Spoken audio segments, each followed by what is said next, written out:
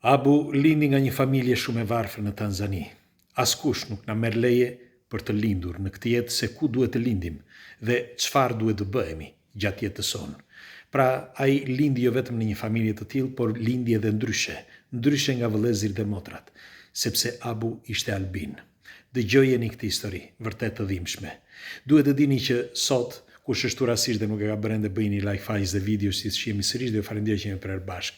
Sinqerisht faleminderit, më falni që e them gjithmonë, por duhet që të jemi më shumë dhe të diskutojmë. Dëgjojeni me kujdes, sepse jemi në vitin 2026 dhe ndonse kemi avantazh të gjendemi në Evropë ose në një vend të zhvilluar, duhet të dini se çfarë ndodh te Evropës. Në Tanzani sot, në këto kohë që po flasim, vriten me mira, jo qindra, por mira albin. E dini pse? Për të vetmen arsye, sepse jo vetëm që janë ndryshe, por ata mund të kushtoj trupi tyre dhe organet e tyre deri në 380.000 euro. E dëgjuat mirë. Dhe prindrit kanë shumë frikë. Në fakt që i vogël Abu ishte ndryshe nga vëllezërit dhe motrat, sepse ndonse ai afrikan nga fytyra, por lëkura e tij mjaft e bardhë dhe duke qenë albin, ai gjurmohesh që ta vrisnin. Dhe prindrit e manin gjithmonë mbyllur, le të themi. Dhe her pas here i thoshin që mos të bënte metra tej shtëpisë, pra mos të ikte tej shtëpisë, por të rinte vetëm aty, rreth e rreth. Mirë po, një ditë ndodhi që nuk e gjetën më. Në atë kohë ishte 8 vjeç. Dhe prindrit e kërkuan gjithandej. Vllai i madh mori edhe çiften dhe filloi që ta kërkonte, sepse mendonte që do të gjente atë që e kishte rrëmbyer dhe ta vriste. Mirë po, fati desh që Abu u kishte shpëtuar. U shpëtoi dhe u mor nga një familje gjithmonë afrikane, por nuk kishin albin në familjen e tyre. Dhe e shikonin ndryshe. Dhe e mbajtën aty për 3 ditë. Mirë po, gjatë atyre ditëve, njëri nga familjarët që e pa, nga familjarët e këtyre që e kishin marrë dhe mbanin aty që derisa ai të gjente familjen e tij, lajmëruan dikë. Dhe shkuan që ta merrnin edhe një herë. Abu e kuptoi që dikush po vinte që ta merrte. Dhe doli nga dritarja. Doli dhe iku natën, ishte natë. Iku në krah të kundërt nga vendi se ku duhej të kthehej, pra në shtëpinë e tij, sepse nuk i njihte zonat. Dhe përfundoi në një fshat tjetër, ishte shumë larg. Bëri rreth 13 orë në këmbë. Mbas 13 orësh, sepse kërkonte shtëpinë e tij dhe ai nuk dinte, sepse s'kishte dalë, nuk i njihte zonat, nuk e dinte vendin, nuk kishte telefon si kemi dhe ne këtu. Dhe me kë do lajmëronte? Nëna e tij qante, babai i tij e kërkonte, vllai e kërkonte, por nuk e gjeti kush.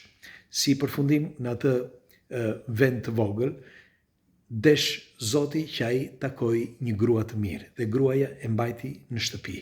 Pasi e mbajti në shtëpi, telefonoi autoritetet, telefonoi policinë dhe më në fund e morën dhe e strehuan në një vend, sepse ai ndonse tha emrin e familjes dhe mbiemrin e familjes, derisa ta gjenin e strehuan tek një vend që mbahesh që kontrollohet nga disa organizata pikërisht pra për albinët.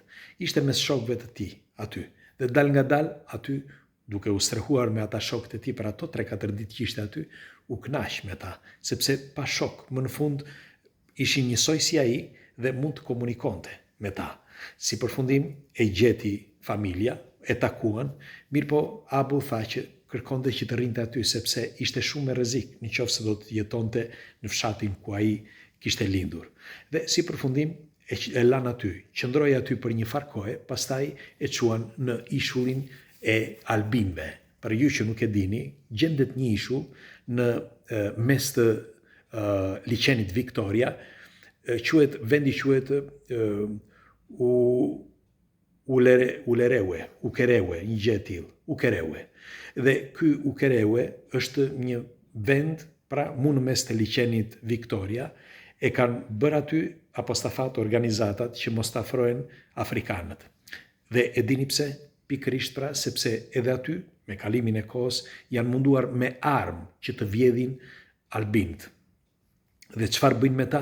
I marrin, i coptojnë dhe u marrin organet. Dhe organet e tyre, një zemër për shembull, mund të kushtoj deri në 30, 50, 60.000 euro.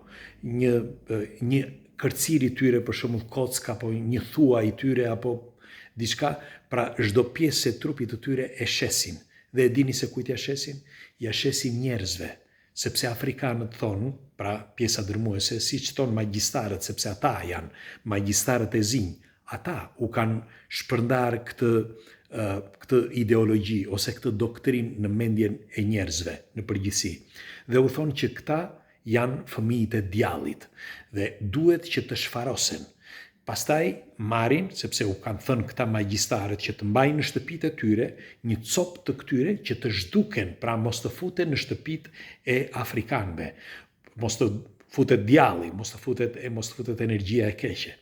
Dhe një trup i një njeriu të vetëm, mashkull apo femër qoftë, bile ka disa pjesë, për shembull ajo një pjesë e organit të femrës që kushton, ajo pjesë që kushton më shumë nga të gjitha pjesët e tjera, sepse tregohet që me anë të këtij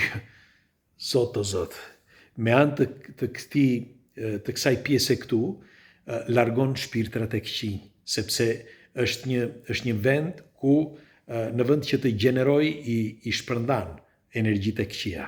Pra merreni me mend se ku jetojmë. Jetojmë jo në një xhungël. Unë kam thënë gjithmonë dhe do t'ju them diçka edhe juve, sepse është mirë thash që ta diskutojmë. Në qoftë se ndodh një gjë, një shashkë e vogël, si i themin ne nga Vllora, një gjë e vogël, në qoftë se ndodh në këtë planet, nuk është frika nga shteti apo nga bombat që vinë nga lart. Jo, harrojeni këtë. Frika është tek ignoranca, sepse ignoranca janë njerëzit.